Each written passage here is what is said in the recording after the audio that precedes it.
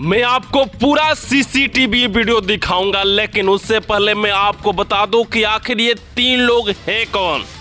तो दोस्तों बता दो कि आकांक्षा दुबे को जिस प्रकार इस दुनिया से हटाया गया है, तो कहीं न कहीं बॉलीवुड के तरह भोजपुरी में भी एक नेपोटिज्म वाला जो रूल था यहाँ पे भी अप्लाई होने लगा।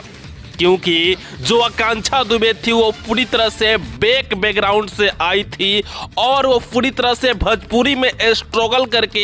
एक अच्छे खासे अपना नाम और भोजपुरी में अपना जगह बनाई हुई थी, मगर काफ़ी लोग उनसे जलने वाले थे और